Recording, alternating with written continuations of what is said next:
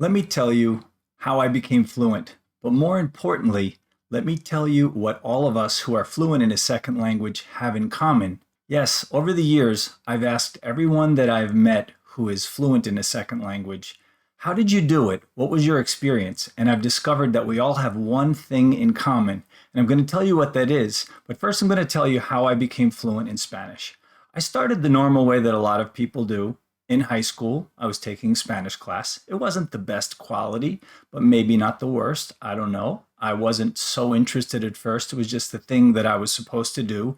Take a second language if you want to go to college, and I wanted to go to college. So I was studying Spanish and I kind of liked it. It was more interesting than some of my other courses. I didn't realize at that time that my brain was geared toward language. And I started to do well. But I'm going to give you a few important details along the way that made it especially successful for me personally. I realized right off the bat, and a lot of you might come to this realization too, that the preterite tense had so many irregulars in it that it was going to break me. It was the make you or break you moment. And I just said, I'm going to aggressively attack this preterite. I'm going to study it harder than anything I've ever studied because everything else in Spanish required a certain amount of effort, but nothing compared to the irregular verb forms of the preterite. So I just tested myself and studied.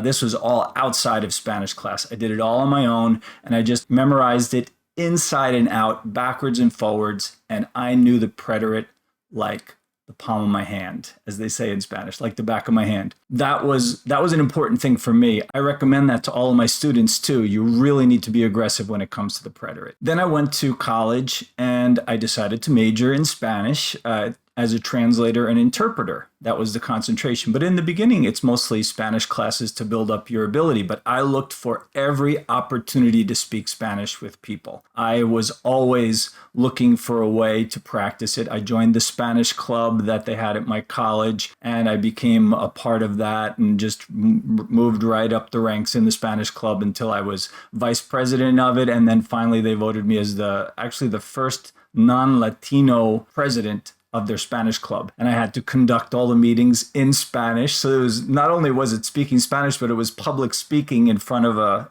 small group, usually 15 to 20 people. It was really challenging doing it in your second language. And I didn't speak Spanish at that time the way I do now. I was just able to get my ideas out, but it was great. It was just, just throw me into the fire. It was great training. In college, hanging out with a lot of Latino friends, I spent a lot of the time in the cafeteria and other places at the Latino table where everyone's speaking Spanish, most of the time feeling awkward and left out, not understanding why everyone was laughing and not getting the jokes. Sometimes then I started to understand the words, but I still didn't get the jokes. And, spent a lot of time just listening, paying attention. And it wasn't always the most comfortable thing, but it was a great learning process. And I was willing to put in that time and suffer a little bit.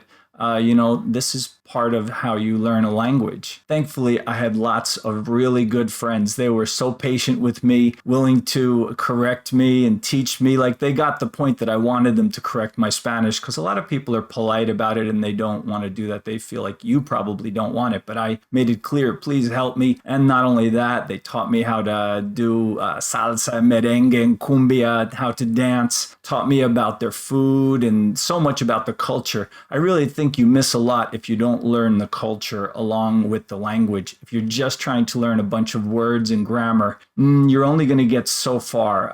You really need to get immersed in the culture. How do you do that? You have to make it happen. You have to look for ways to make that happen. Finally, another piece, before I tell you that common thing that we all have in common, all of us who are fluent, one of the things that I decided to do was I realized that another missing piece in my life was that I wasn't Latino, so I wasn't surrounded by the language my whole life. And that's where I decided to surround myself with the language. And I started to read out loud, watch TV every day, listen to music in Spanish.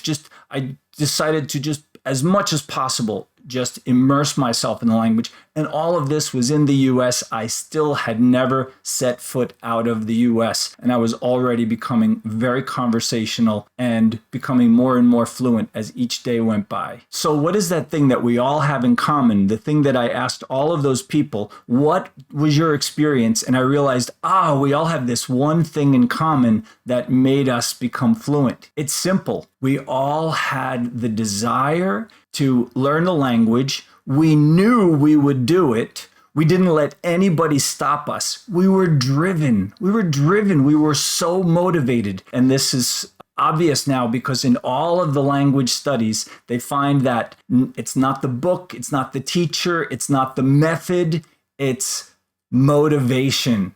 If the student is motivated, you can't stop them. And that's how it was with me, because there were people who tried to, discourage me and say, no, you're not going to be able to do it. You're not going to really become fluent. You started too late. You were too old. They couldn't stop me. I was too motivated. Are you motivated? Do you have that missing ingredient? Do you have that? Are you motivated to know your second language, to learn your second language? If you are, nothing's going to stop you. You're going to find a way and you will be fluent. Oh yeah. Subscribe, like, leave a comment, and buy a coffee. If you'd like to cut the time that it takes you to become fluent in half, watch this next video. And remember, millions of people speak Spanish fluently, and you will too.